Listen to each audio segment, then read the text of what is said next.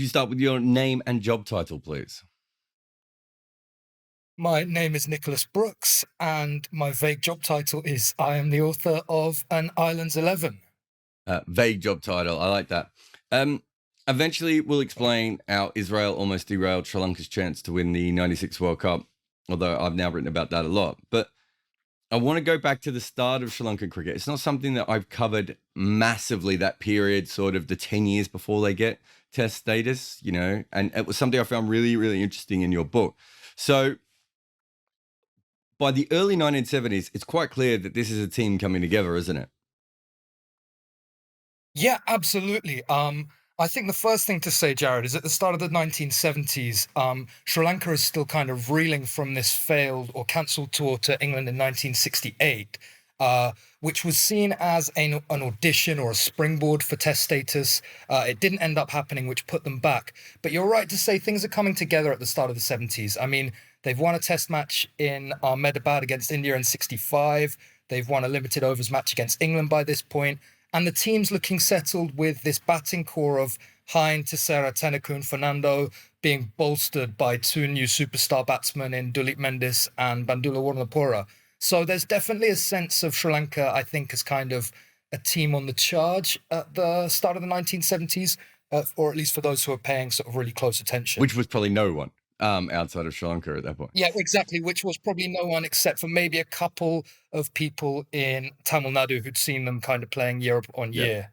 And, by, I think it was 74, they play India in an unofficial test, and they have the better of India in that game. I think Gavaskar plays like it's a fairly strong Indian team.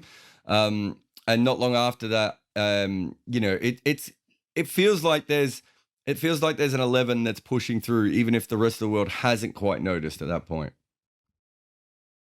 Yeah, absolutely. I think that, there's three series, I think, in the lead up to the World Cup in 75 against India, Pakistan, and the West Indies. And Sri Lanka do really well in all of them. I think there was Tennakoon, who's the captain, scores back-to-back hundreds in two tests against India. And then Sri Lanka come pretty close to winning an unofficial test in Pakistan. I think they're set something like 175 for victory, and they end up sort of falling 15 short. And then again, they get the better of the Great West Indies team at the Oval in Borella. I think Tony Opatha gets, Lloyd, Richards, and a couple of the other top order players all in single figures as West Indies are sort of reduced to 40-5. So definitely there's a sense that things are going right. And whereas in the past, Sri Lanka's form had kind of fluctuated wildly, I think you're starting to see a sort of really period of consistent results. It's worth pointing out at this point that the Sri Lankan Cricket Board has very little money. I can't remember which game it was, but there's a good story in your book about they're playing in a game and they fall behind, and the Sri Lankan board decide that they're not going to do very well, so they take away the seating so they can get a refund on the costs. You don't do that if you're traveling well financially, do you? No, you don't. And it's something that I actually kind of came up a couple of times. I mean, here I think it was the India test where the board were basically, we're not going to last 4 days, so we'll just arrange chairs for 3 days. And then I think 10 years later, when they first went to Australia, the Australian board didn't bother to print tickets for day 5 because they were so confident that Sri Lanka were just going to get blown away. And it's something that the players remember. So it's obviously something that kind of spurred people on, that wanting to prove them wrong. And it was Tennakoon, you said before. He was the captain, is that right? Was he sort of the driving force in that sort of 75 era team? Yeah, he was the captain, Jarrod, but I think it's kind of it was a strange situation because Michael Tissera was the captain through the 60s and really Sri Lankan's best batsman through the 1960s. And he is still kind of on the scene, but he can play less cricket because of his work commitments. So I think up until probably 1973, 1974, there are maybe questions about whether Tissera is going to be sort of plunged back into the captaincy for the World Cup.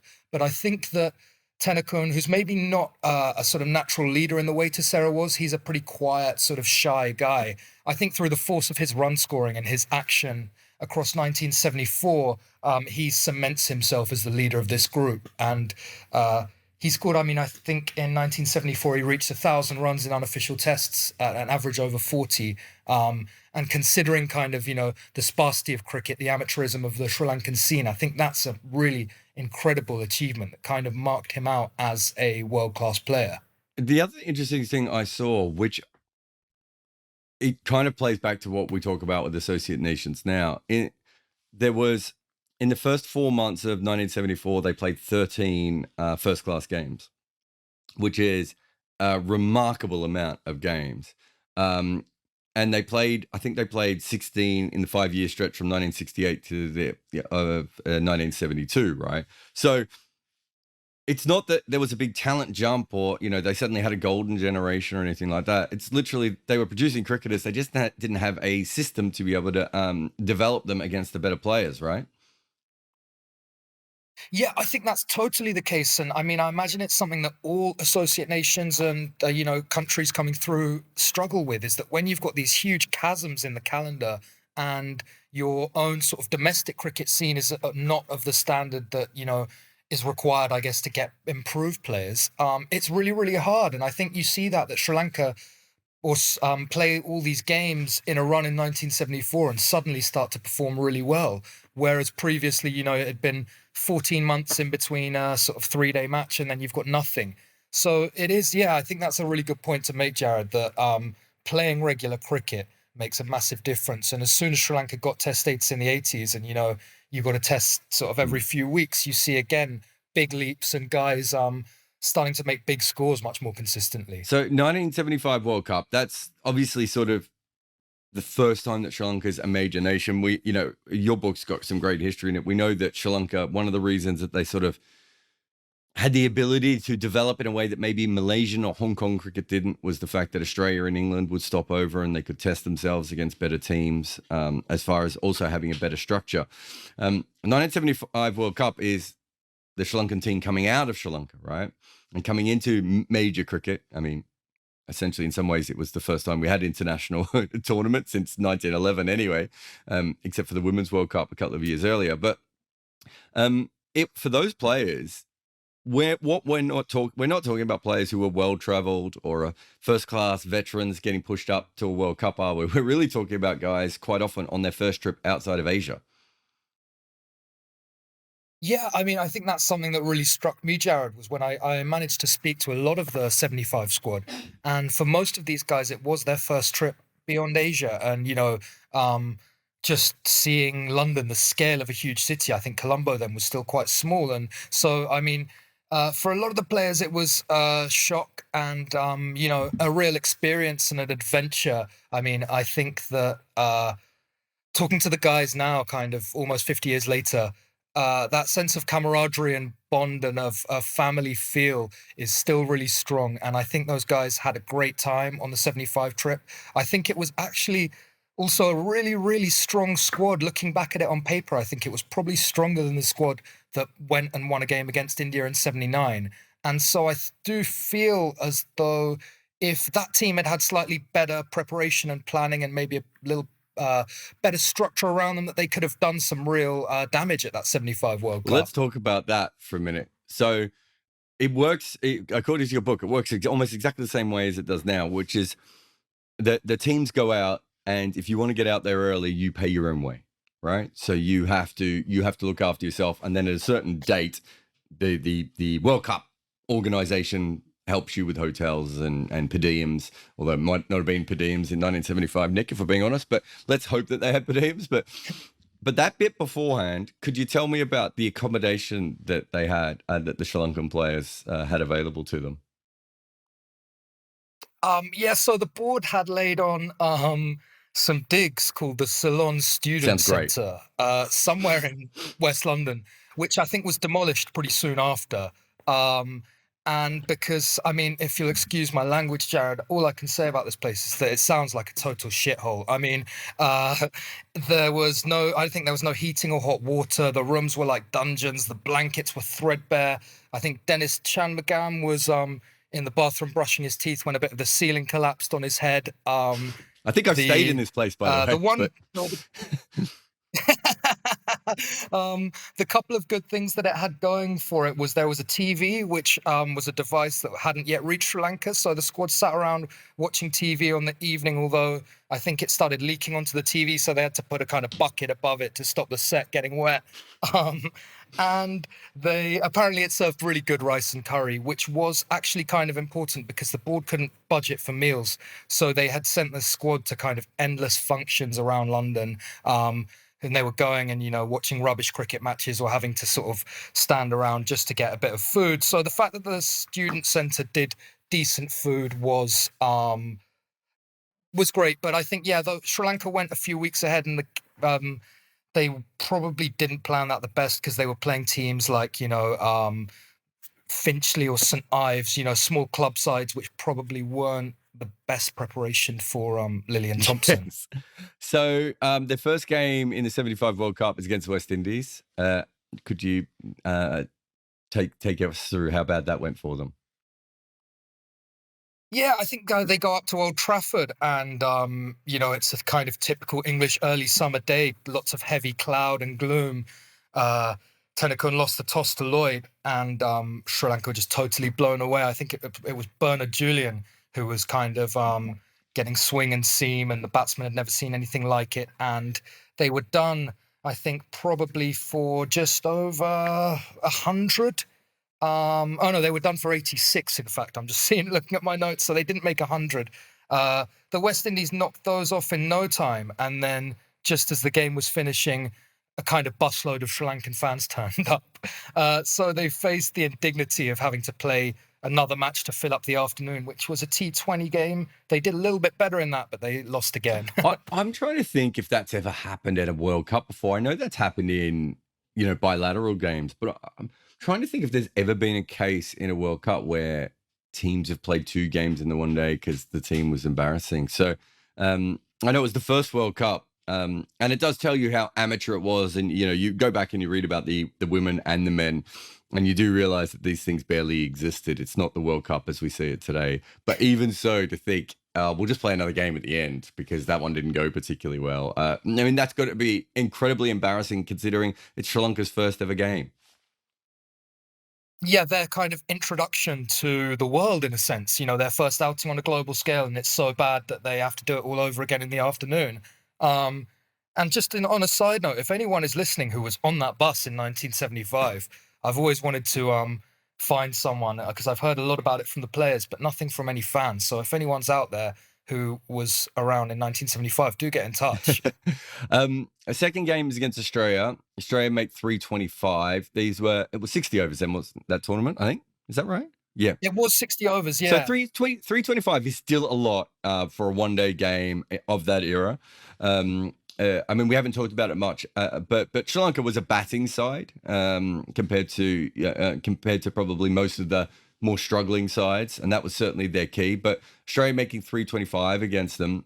But it's a really interesting time in Australian cricket because the Australian team was getting a lot of flack and bad PR from the English press for being bullies because of Thommo and Lilly. This is peak Thommo before he did his shoulder. Probably peak Lilly and pace too, I would have thought, around that period. I'm trying to remember the 75 World Cup, but I would have thought it was before he had his first breakdown as well. Although maybe it's not. Maybe it was just after he came back. But Australia make 325 and Sri Lanka gets 150 for 2 before Chappelli basically gets sick and tired of bowling nice to them, and he lets Thommo be Thommo, I suppose is the best way of putting it. Yeah, I think Chappelli tired of the PR exercise of pitching it up and said, let's see how they play off the back foot. And Dilip Mendis, who I'm sure some of the older listeners might remember, was probably one of the most fearless batsmen Sri Lanka produced, a kind of prototypical Sri Lankan batter. But he was only about 5'2", 5'3", I think. So Thommo bowled him a short one, which he tried to hook, and it was a fresh air swipe. And then the next ball, the same kind of thing happened, but it cut back off the pitch and cracked Mendis straight in the forehead. And the ball went racing off to the cover boundary. Mendis was felled and had to be carried off and taken to hospital. And then shortly after, Sunil Wetamoony, who was the batsman at the other end, got a couple on the heel of his foot, which sent him to hospital too. So very quickly, Sri Lanka's two set batters were gone. But they didn't wilt. Tessera and Tenakun came in, and I think they made their way up to kind of 285, 287, somewhere around there, which was a record for side batting second, I think, through to 1983. So they put up a pretty damn good fight in that game, and I think opened a lot of people's eyes. Yeah, I mean, they went from 2 down to 2 players up in hospital, and still, like 276 was, again, like we're talking about, what did Australia make? 325. So 276 on its own against Australia, even if they were bowling slightly within themselves for a little while, waiting for Sri Lanka to collapse, that's an incredible score, isn't it? It's a really good score, and then you think that, I mean, you had two batters who were really going well, who were just dislodged in the sort of middle of that innings. So maybe could they have made a few more? I mean, there are a couple of other issues surrounding this game. David Hine, who was the best fielder in the team by a long shot, was suspended for breaking curfew the night before. And I mean, Sri Lanka at this stage weren't a good fielding side. So whether him being in the covers would have saved, I don't know, 10 or 15 runs, who knows? And the other thing is that Tony Opatha, who was by far and away the most economical bowler on the day, only ended up bowling 9 of his 12 due to a kind of mix-up. So, I mean, you wonder whether Sri Lanka might have been able to sort of take 25, 30 off that Aussie total and get a few more themselves. I don't know. They weren't a million miles away. No, that is very fair. Final game of that tournament, they play against Pakistan.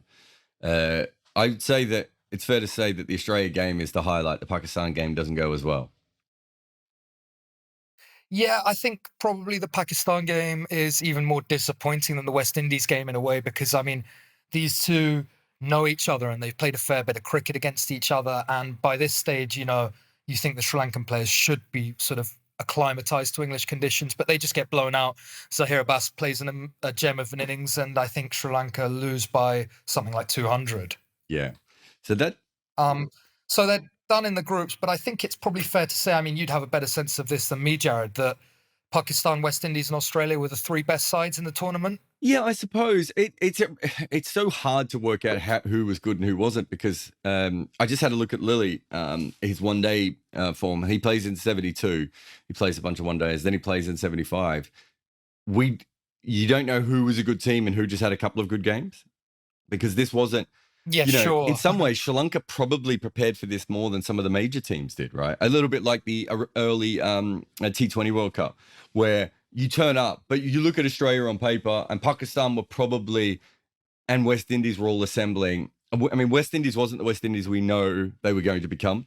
They become that really in the next year and a half. But the basic players are available to them. Pakistan I think if Pakistan had played more one-day cricket, I think they would have been a lot better at it. So in some ways, they maybe got the harder draw. They had because Sri Lanka had beaten England in a one-dayer before. Am I remembering that right? Yeah, they'd beaten England in 69, I think, their first real taste of one-day cricket or limited overs cricket. So, you know what I mean? Like, I think if they'd had a slightly different draw, I wonder where they would have gone. In that, the interesting thing is that because they do get smashed, and the Australia game doesn't really, I mean, it was Australia-Sri Lanka game. It didn't get this sort of media coverage that it would now, right? Certainly, the way that World Cup was covered was really odd from a media perspective and everything else. But what I find really interesting is that so little was known about Sri Lankan cricket that the Denmark and Holland, who both believed they should have been in the World Cup ahead of Sri Lanka, made such a fuss that it kind of changes the way that World Cups are chosen and World Cups are sorted after that, right? And that's because no one really knew. Like in Denmark and Holland, they just thought they were on the same level or even better than Sri Lanka, because there was no real way to test any of that sort of stuff in those days. Yeah, and I think just as a more general point, it's another bit of adversity that Sri Lanka faced was kind of like, all the big nations were thinking they were rubbish, and all the little nations were thinking they were better than them. I think when they went to Bangladesh for the first time, Bangladesh expected to beat them. But yeah, so Denmark and Holland were really up in arms that they had been passed over for Sri Lanka. And so Dusty Miller, who was Sri Lanka's ICC rep, not even a member of the board, kind of used his own money to arrange this post-World Cup tour to play Holland in The Hague, and then they go up to Denmark, and they managed to win both games and really kind of cement their status as the best of the rest, I guess. They played East Africa in that one as well. Was that at the same time? Yeah, they played East Africa at Taunton too, and I think that was another win, a Duleep 100, which kind of rescued them. So yeah, so the other three, I guess, kind of contenders who are knocking around, they beat them all in quick succession and make a bit of a statement doing so. I think the racism angle is probably not talked about enough, partly because we don't have minutes to the ICC meetings and we don't know how much, but we do know that when Pakistan were getting their test status, I think there was a push for Canada to get test status because essentially the Western countries wanted, well, if you're going to have an Asian country, we need a Western country. And I think that there was a part of that as well that, you know, Holland and Denmark could have capitalized on. I know it sounds weird now thinking back, but it is possible that either Holland or Denmark could have been made a test playing nation in the 70s themselves. I don't think they were that close, but there was a, you know, broader conversation, and Canada were involved in it as well. And so it's a really interesting time. And it really isn't until that 1979 World Cup qualifying event that things change. But just before we get to that, between 75 World Cup and 79 World Cup, what's Sri Lankan cricket like in that period? I think this is another really, really seminal period for Sri Lankan cricket. There is, I think the 75 World Cup kind of galvanizes the board, and they arrange a lot of sort of cricket for just after. I think November 75, they go to India, and David Hine is a whisker away from twin centuries against a great attack containing, you know, Bedi, Chandrasekhar, and Prasanna. So I think that's another moment which shows, you know, that Sri Lankan players are really sort of developing and that there's a lot of class in Sri Lanka.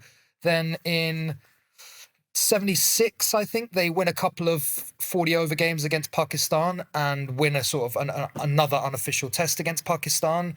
And then I think there's also a limited overs win over the West Indies between 75 and 79. So it's definitely a period of growth for Sri Lanka. They lose a couple of players because the trend is that once you hit 30, you kind of retire because you've got to make some money. But then I think it's David Hine's probably the big loss in that period, and Roy Dias comes in as a kind of ready-made replacement, just ready to slide into that middle order. So it's another real period of growth between 75 and 79, and I think 3 or 4 of the guys kind of make themselves regulars in the Lancashire League. So you're in a position going into 79, I think, where although it's a fairly green squad that's picked, the players who have experience are in a much better position to thrive than they were the first time around. So you look at that qualifying event, and as you know, Nick, I've now spent a lot of time studying the qualifying event. It was 3 groups of 5, is that right? So 15 teams, I think, altogether. Yeah, that sounds Yeah, right. and so the 4 teams are going through the semi-finals. So the 3 winners of their group and then the lucky loser. There's a lot of very average associate teams at that time. You know, cricket is, you know, I don't think it's not like there was a proper system of moving teams up. So I think if you asked to be in the qualifying event, you could almost, you know, sneak your way in if you were lucky enough. It's clear, just looking at the results, that the 2 best teams are Denmark and Sri Lanka, and not by a little bit, that they are by far and away the 2 best teams in that tournament. They obviously should meet each other in the final. What is really interesting is that they don't meet each other in the final, and they don't do that because the Sri Lankan government says that they are not allowed to play against Israel. So they boycotted that game, I'm assuming based on political tensions at the time, something about, you know, Israel, the Israeli government and Palestine. I would guess that's one thing I never really looked into. Yeah, I believe it was political tension. I did look into it, Jarrod, but I actually couldn't really find too much about it. And everyone who I asked who was around at the time had kind of forgotten. They just remembered the headline that this boycott kind of happened at the last minute. And really, it throws Sri Lanka's whole tournament and the potential World Cup into turmoil because, I mean, the ICC's first instinct is to kick them out. I think Arthur Pinto, who's the rep at that point, has a good relationship with DB Carr, and then he manages to keep Sri Lanka into in the tournament. But then the game against Wales is washed out, so the points from that are split. So Sri Lanka are basically left in this kind of crazy position where they almost don't make it out the group stage of the ICC trophy. And if that was the case, they don't qualify for the World Cup, they don't beat India, and they don't get test status. Yeah, the whole thing is it's a remarkable story, and we won't go into it too much because, as you know, I've done it in a video. So if anyone wants to go and have a look at it, it really is a remarkable story from two sides. One is the Denmark angle, which is Denmark probably should have qualified for that World Cup. Had they qualified for that World Cup, that might have made a big difference to Danish cricket, which was really strong. I don't think they were as strong as Sri Lanka, but I think those two teams are clearly the best two teams at that point. Instead, Canada end up going through. Canada never really has a great moment, outside of John Davison in the 2003 World Cup, but that's for another podcast. It never has a great World Cup moment, and cricket in Canada is still sort of stuttering along, whereas Danish cricket was probably stronger in that period than cricket's ever been in Canada, arguably, maybe other than the old days. And then you've got, as you said, the second game against Wales is washed out. They do get through on run rate. I just want to throw a hypothetical to you. I think Sri Lankan cricket was moving far enough forward that if they don't qualify for that 79 World Cup, it's not the end of the world. How far do you think it sets them back, though, if they don't get to the 79 World Cup? It's tough to say, really, Jarrod, because what I noticed was that after the 79 World Cup, between that and test status, they pretty much again have this drought where they don't have a series until like the start of 1981. So I'm sure that even without the India result, Sri Lanka would have gotten test status at some point in the 80s, because I think that that they were getting to be undeniable. But how much it would have pegged them back, it's hard to say. Whether they would have got it in the mid 80s, and then how that knocks on to them winning the World Cup in 96. It's one of those impossible scenarios to tell, but I think that everything fell into place kind of serendipitously, didn't it? Because you look at Zimbabwe, my guess is that Sri Lanka is going to get test status probably at the very latest by when Zimbabwe do, so the early 90s, right? And you would think that by the late 80s, they probably would qualify quite easily for the 83 World Cup and maybe the 87 World Cup, right? And so they have plenty of chances to do that. But when you look at how quickly they went from 79 World Cup to winning the World Cup in 96, I just can't see how that happens. They wouldn't have played enough cricket for their players to develop, for their style of cricket to develop, which is, we now know what that sort of Sri Lankan attacking batting style is, that sort of combination of, taking risks, but in a sort of sensible, almost logical way, compared to some other attacking the batting that people do around the world. We still see it with their team. Let's just go back to the 79 World Cup, though. They lose the first game against New Zealand. Yeah, they lose the first game against New Zealand. I think it's kind of a classic Sri Lankan collapse, one of these which we saw a lot in the early days. I think they were 107 for 2 and they fell to 189 all out. So it was disappointing. I think they weren't sort of a million miles away from winning that game. And then they get a washout against West Indies, which I think the West Indies were a far better team in the 79 World Cup than they probably were in the 75, only because by that stage they'd started to play a lot more cricket and were working it out themselves. So that's Sri Lanka's first points, isn't it, in a World Cup? That's Sri Lanka's first point. And I think a very happy point. I think Bandula Warnapura, who was captain by that point, had been hospitalized by, I believe it was Sylvester Clarke when they came to Sri Lanka the year before. So he was telling me that he was terrified going into toss, and the West Indians were kind of giggling, looking at him, saying that's the guy who got hit last year. So he was happy to shake hands and call it a draw. The next game is against India. Take us through that. It's such a historically important game for Sri Lankan cricket. Hugely historically important game. It was, I think the first thing to say is it was a really rubbish English summer, full of rain. And so the game was scheduled for a Saturday.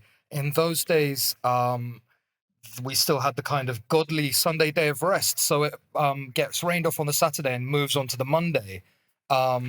Sri Lanka do pretty well batting wise. I think the top three kind of set a platform, and then Duleep Mendis comes in and smashes a punchy 64 not out to lift them up to about 240.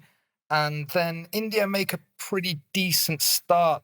But when I think it's Vishwanath is run out, everything starts to fall apart. Wickets start falling like clockwork, and they go from I think 120 for two to 190 all out. Tony Opatha comes in and just cuts down the tail, and it's the first time an associate's beaten a test at a test nation at the World Cup, and it really puts the ICC on notice. Yeah, I think I think you know how I feel about it, but I do think it changes everything because I don't think anyone expected East Africa or Canada or Sri Lanka to win games at the World Cup. I think they put them in there so that it wasn't 5 nations or 6 nations or 7 nations. I think it was more to do with Yeah, I think you're right. It's like the epitome of making up the numbers, isn't it, Jarrod? and when Sri Lanka do that, I think it's a huge thing. Obviously, Zimbabwe beat Australia in '83 as well, which doubles down on it. I think Zimbabwe helped, but that win in '79 by Sri Lanka really does change kind of everything. And you do see it then. It becomes that before then, getting test status was so haphazard. As I said, Canada almost got test status because they were in the right place at the right time. Argentina probably stronger than a lot of teams, probably stronger than New Zealand, but don't get test status, right? So it's really haphazard. That World Cup thing of, oh, well, if you can beat someone at the World Cup, you're probably good enough to play, in Test cricket, really does help Zimbabwe, Bangladesh, and Ireland all move forward. Really, only perhaps Kenya, and I suppose you put Holland are the only two that have been held back a little bit in that. So Sri Lanka really do. Not only do they change their own history, but they do change everything. And the other thing is that we've been talking about this whole time.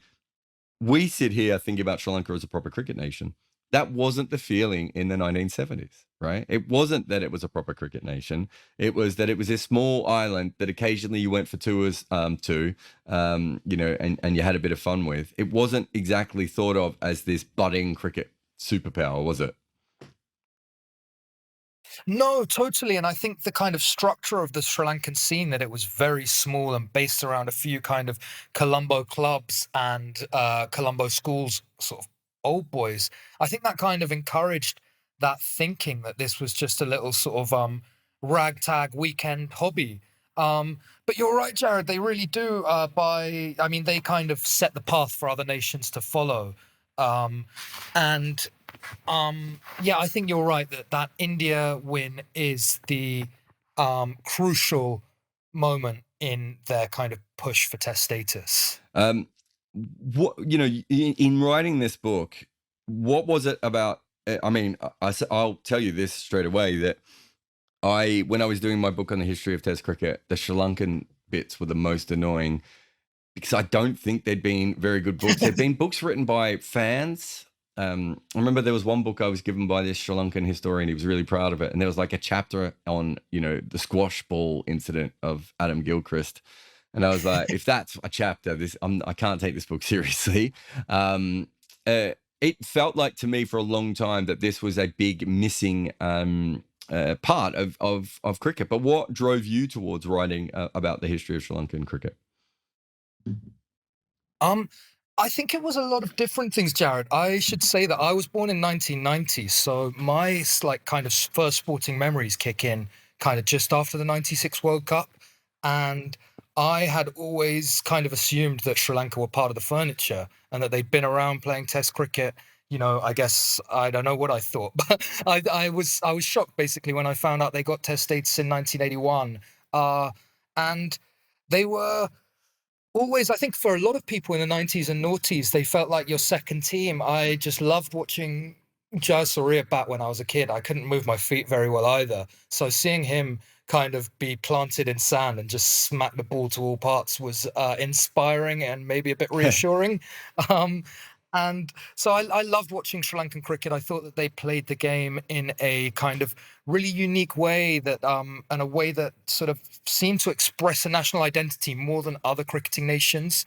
And then when I started looking into it and realized how little had been written, that kind of really pushed me forward. And I mean, it seems sort of pertinent saying this now because I know a lot of the cricketers who I've spoken to who are around in the 60s and 70s kind of feel like they've been totally written out of history. And that people remember Sathasivam in the 30s and then kind of fast forward straight to the 96 World Cup. And there's this kind of chasm of sort of 50, 60 years that no one ever talks about. And so, yeah, I think it was just a chance to kind of try and bring some of those stories to light, combined with the sort of draw of being able to move to Sri Lanka and watch cricket all year round and live half a mile from the beach. I mean, that also sounds great. Just because I've forgotten it and everyone listening has forgotten it, the name of your book, please. The name of the book is An Island's 11. Perfect. Everyone should go out and buy it. Thank you very much for coming on the podcast. Oh, thank you so much for having me, mate. It's an absolute pleasure and a real privilege.